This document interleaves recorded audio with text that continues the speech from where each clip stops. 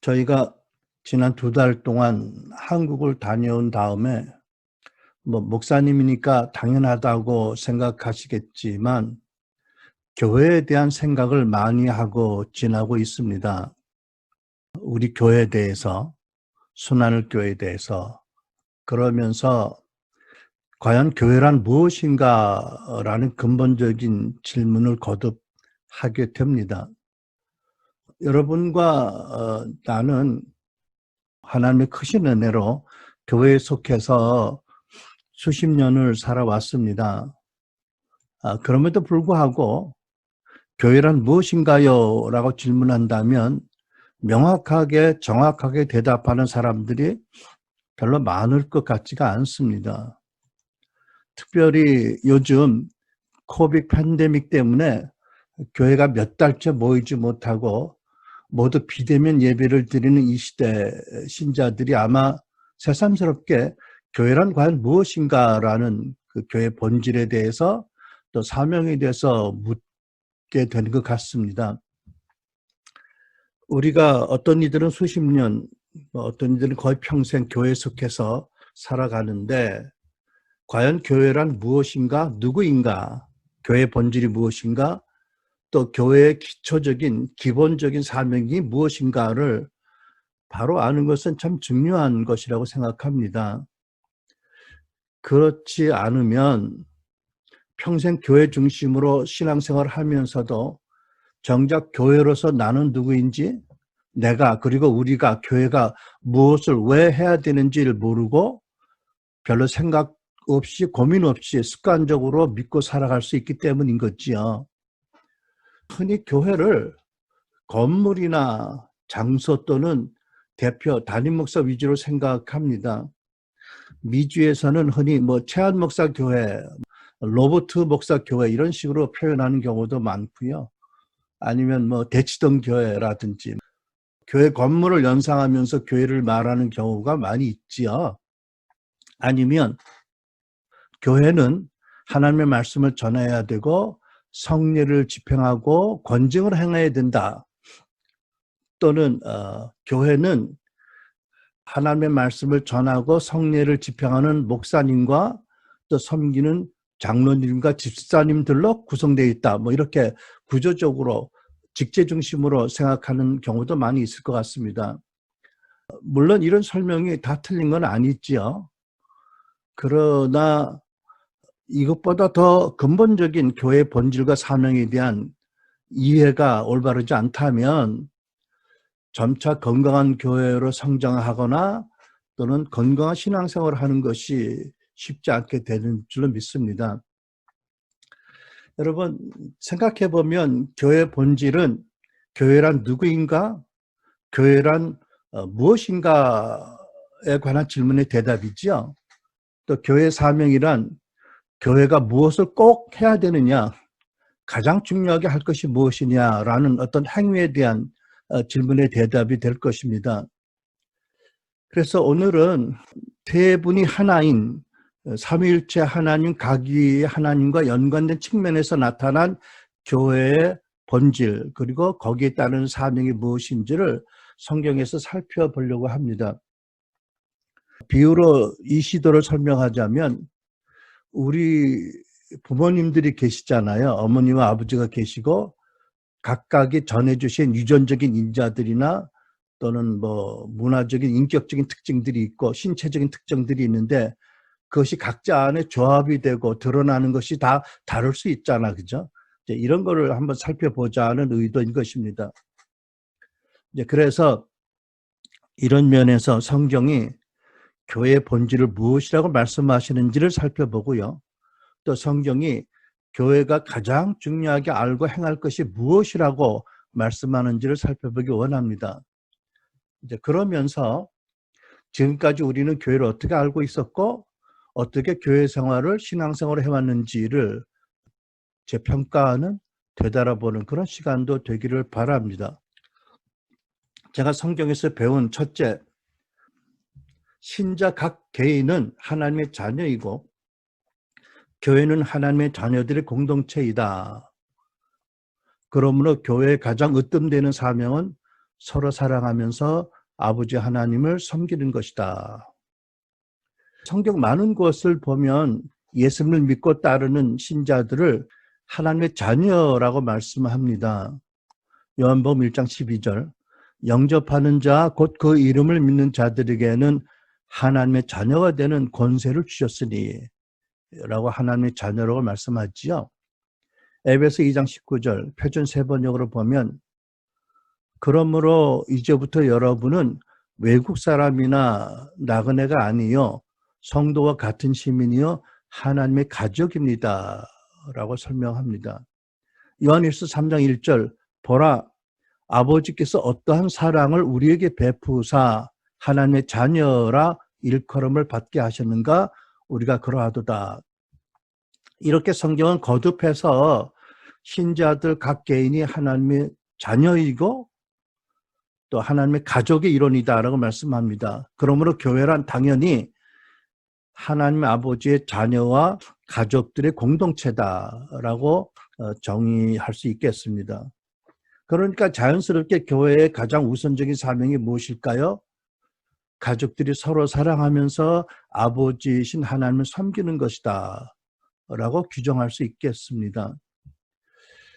여러분 어느 시대건 어느 민족이건 부모라면 자기 자녀들에게 가장 먼저 바라는 게 무엇일까요? 뭐 혹자는 출세하는 것, 뭐 건강에 사는 것, 뭐 돈 많이 버는 것, 뭐 여러 가지 있겠지만 기본적인 것은 제가 믿기에 자녀들이 서로 사랑하면서 화목하게 서로 돕고 사는 것이다 라고 생각합니다.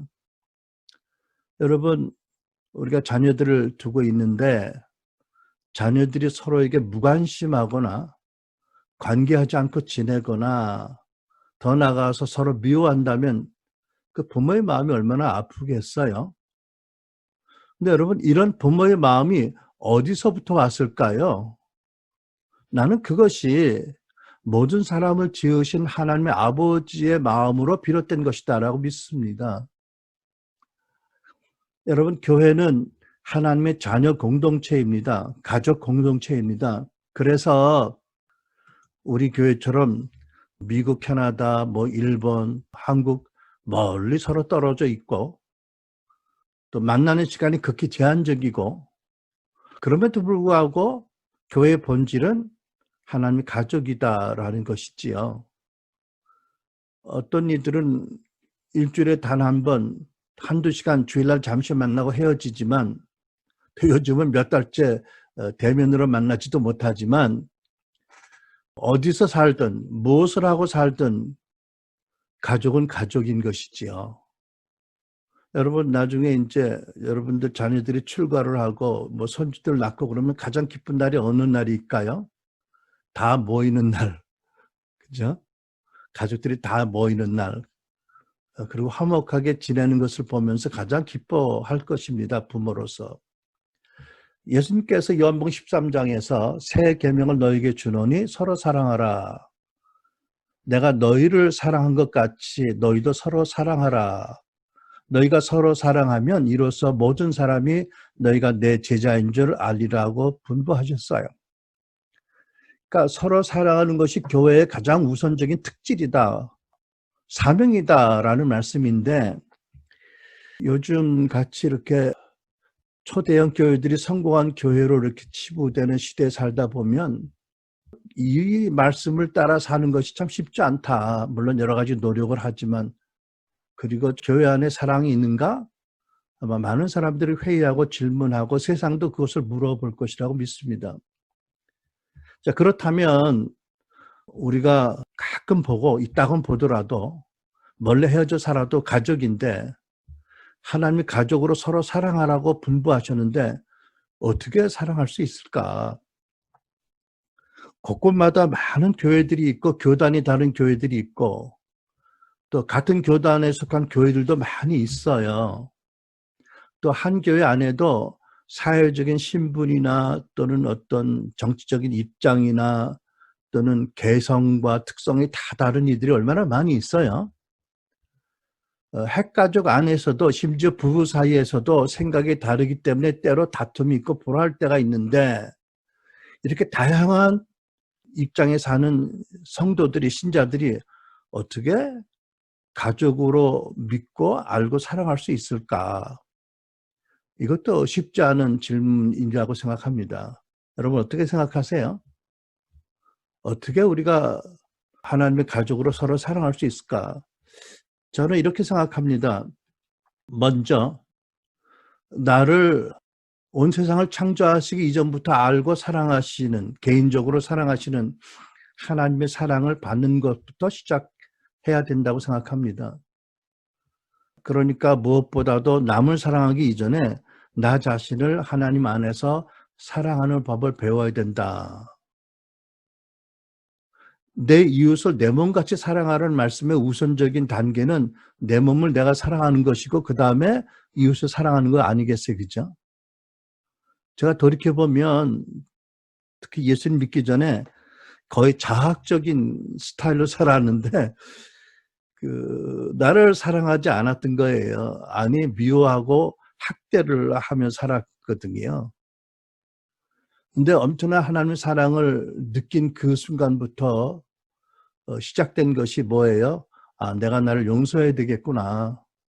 하나님이 나 같은 죄인을 사랑하신다는데 내가 얼마나 잘났다고 하나님이 사랑하는 나를 미워할 수 있을까? 나를 용서해야 되겠구나. 아, 내가 나를 용서하고 사랑해야 되겠구나. 이제 이렇게 배워가는 것이 신앙의 여정의 중요한 부분이었지요. 여러분, 베드로는 예수님 면전에서 그 3년 동안 그 크신 은혜와 사랑을 받았는데 그 엄청난 체험을 했는데도 예수를 면전에서 배신했잖아요. 그런 베드로를 부활하신 예수님 찾아오셔서 그를 다 용서하시고 여전히 사랑하심을 알게 하시고 그 사랑을 세워주셨잖아요.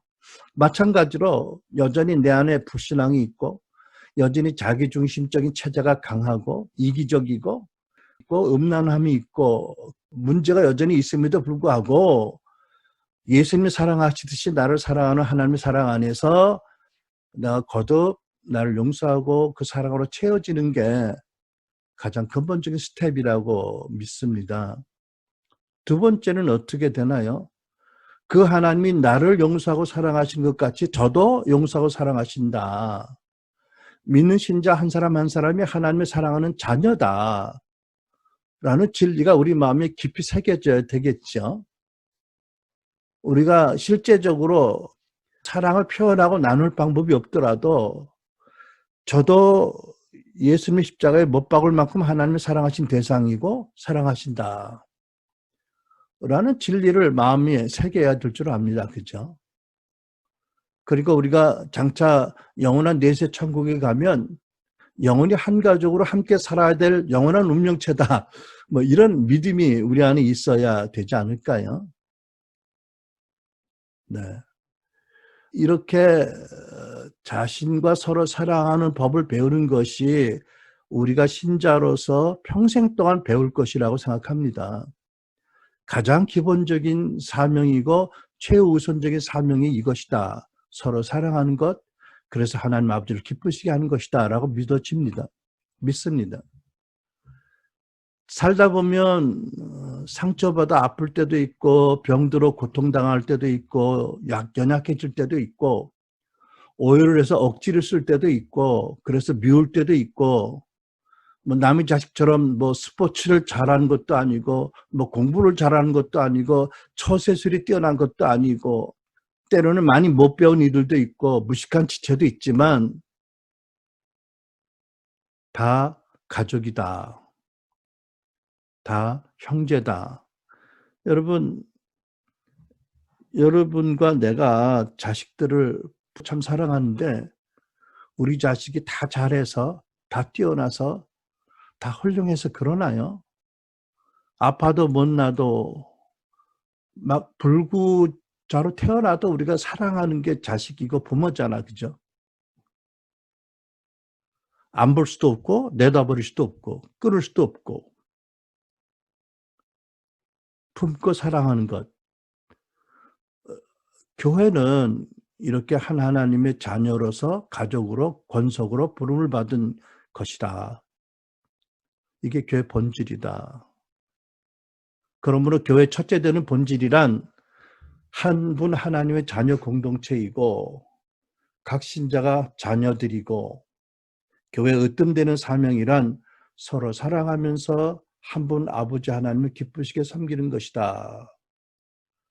이것이 생활 예배인 거죠. 이것이 삶의 예배 아니겠어요? 예배의 태도라고 믿습니다. 두 번째 교회 본질은 예수 그리스도의 몸이고 제자 공동체다라고 규정을 합니다. 에베소서 1장 22절 교회는 그의 몸이니 만물 안에서 만물을 충만케 하시는 이의 충만함이라는 말씀으로 교회를 왕이신 예수님의 몸이라고 비유로 설명합니다. 그러면 신자 각 사람은 여러분 각 사람은 그 몸에 속한 각각의 지체들이지요. 고린도전서 12장 27절 여러분은 그리스도의 몸이요 한 사람 한 사람은 그 지체입니다. 그러니까 여러분과 내가 한 분 예수님의 교회의 머리 대신 예수님의 몸인데 누구는 눈으로 지음받았고 누구는 귀고 누구는 손이고 누구는 발이고 누구는 위고 누구는 대장이고 아무튼 몸을 이루는 지체들이잖아요. 근데 중요한 거는 그 지체 하나가 아프면 다 몸이 아픈 거예요. 드러나든 안 드러나든 남들이 중요하게 보든 안 중요하게 보이든 하나라도 없으면 불행한 거예요. 그죠? 근데 이제 이런 비유는 결국 뭐를 설명하는 것입니까? 저는 이렇게 믿습니다. 교회는 교회의 머리고 왕이 되신 예수님과 하나인데 그 예수님과 한 몸으로 연결돼서 움직이는 제자들의 공동체다. 제자들의 공동체다. 이런 진리를 설명하는 비유들이라고 믿습니다. 사도행전 9장에 드라마틱한 이런 사건이 기록되어 있잖아요. 사울이 길을 떠나 다메섹 가까이 도착했을 때 갑자기 하늘에서 빛이 비쳐 그를 둘러쌌습니다. 사울이 땅에 쓰러졌습니다. 그때 그는 사울아 사울아 내가 왜 나를 핍박하느냐는 음성을 들었습니다. 사울이 주여 누구십니까? 라고 묻자 나는 네가 핍박하는 예수다 라는 음성을 들었어요. 그러니까 사울이라는 사람이 기독교 신자들을 핍박하는데 예수님은 네가 왜 나를 핍박하느냐 이렇게 말씀하는 거예요. 무엇이죠? 나와 제자들은 신자들은 하나다. 한 몸이다 라는 것을 말씀하는 거잖아요. 여러분 마태복음 16장 우리 본문 말씀 보면 이미 상당한 2, 3년 이상을 믿고 잘 따르던 제자들 베드로, 야고보, 요한 같은 제자들에게 예수께서 이제 곧 그들이 교회를 이루게 될 것이다 라고 예언하셨어요. 예수께서 대답하여 이르시되 바요나 시몬아 내가 복이 있도다 이를 너에게 알게 한 이는 혈육이 아니요 하늘에 계신 아버지시니라. 또 내가 너에게 이르노니 너는 베드로라 내가 이 반석 위에 내 교회를 세우리니 음부의 권세가 이기지 못하리라 하고 권세를 주셨어요. 그러니까 이렇게 교회의 본질을 예수님의 몸이요 제자 공동체라고 규정한다면 거기에 따르는 교회의 기본 사명이 무엇일까요? 예수님의 지상대명령에 순종해서 복음을 전하고 제자들을 세워서 음부의 권세를 막아내고 하나님 나라를 확장하는 것이다. 왜? 예수님이 이 땅에 오신 것은 음부의 권세를 축출하고 하나님 나라를 세우러 오셨기 때문에 그것을 해서 복음 전하시고 제자들을 양육하시고 교회를 세우셨기 때문에 마땅히 교회의 기초적인 사명은 이것이 되어야 된다. 왕이신 예수님 오신 목적이 이것이다. 마태복음 28장 18절 20절 말씀이죠. 하늘과 땅의 모든 권세를 내게 주셨으니 그러므로 너희는 가서 모든 민족을 제자로 삼아 아버지와 아들과 성령의 이름으로 세례를 베풀고 내가 너에게 분부한 모든 것을 가르쳐 지키게 하라. 볼지어다 내가 세상 끝날까지 너희와 항상 같이 있으리라. 함께 있으리라. 그 말씀하셨어요. 사도행전 1장 3절을 보면 부활하신 예수님께서 교회에게 나타나시고 교회에게 말씀하시고 교회를 통해서 많은 표적과 기적과 기사를 또 증거를 이루시고 교회와 함께 하신다는 놀라운 진리를 이렇게 말씀합니다. 그가 고난받으신 후에 또한 그들에게 확실한 많은 증거로 친히 살아계심을 나타내사 40일 동안 그들에게 보이시며 하나님 나라의 일을 말씀하시느니라. 저는 교회의 본질을 확실히 믿고 받아들이고 순종하는 교회에게 예수님이 지금도 나타나시고 말씀하시고 표적과 기사를 행하게 하시고 함께 계심을 증거하신다고 믿습니다. 또 우리 가운데 그런 일들이 적지 않게 있었던 것을 우리가 믿습니다. 이런 글의 한 대목이 생각이 나요. 나는 결정할 존재가 아니다. 나에게 주어진 명령은 명료하다. 만약 내가 두려움을 가지면 나와 가까운 다른 사람들에게 이 두려움이 암처럼 퍼질 것이다. 교회의 본질과 지상대명에 대한 이 명령에 대해서 우리가 가질 태도가 아닐까 싶어요. 우리는 결정할 존재가 아닙니다. 우리 왕이신 예수님이 십자가에서 또 그 전에 채찍 맞으시고 달려 죽으시기까지 하셔서 우리를 사단의 권세에서 구원해내시고 이 사명을 주셨어요. 그러므로 명료하게 믿고 받아들이고 두려워하지 말아야 됩니다. 내가 두려워하면 우리 지체들 가운데 그 두려움이 암처럼 퍼질 것입니다. 그러면 지상대명령을 이루지 못하게 될 가능성이 커집니다. 세 번째, 교회의 본질. 교회는 성령님이 거하시는 처소와 성소이고 신자 각개인은 하나님의 동역자이다. 그러므로 교회는 또 신자 개인은 성령님 안에서 계속 성화하고 계속 발전하는 삶을 살면서 하나님 나라 사역을 통해서 살아계신 하나님을 이 세상에 드러내야 한다. 여러분, 예수님이 말씀하신 대로 탄생한 교회의 첫 모습이 어땠습니까? 사도행전에 보면 다락방에 모였던 제자들, 두려워하던 그들에게 성령이 임하시자 모두가 성령에 충만했고 사술에 취했고 또 담대하게 또 방언으로 하나님의 크신 일을 각나라 말로 선포하는 모습으로 교회가 시작되었습니다. 여기서 보는 성경에서 거듭 보는 교회의 기독교 외에 다른 종교와 다른 두드러진 다른 특징 중에 하나가 뭐지요? 사람들이 경배하는 그 하나님이 믿는 사람들과 친히 함께 계신다라는 이 명백한 사실입니다. 고린도전서 3장 16절은 너희는 너희가 하나님의 성전인 것과 하나님의 성령이 너희 안에 계시는 것을 알지 못하느냐고 물으십니다. 여러분, 구약시대에는 신앙 체계가 보이는 건물, 성전 중심으로 이루어졌지만 신약시대는 전혀 차원이 다릅니다. 교회와 각 신자가 살아계신 하나님이 거하시는 걸어다니는 성전이다. 성소다. 그래서 하나님께서 당신의 경륜 가운데 예루살렘의 성전이 로마의 군단으로 해서 철저하게 파괴되게 허락하신 거 아닐까요? 그런데 오늘날도 눈에 보이는 큰 성전으로 자부심을 가져요?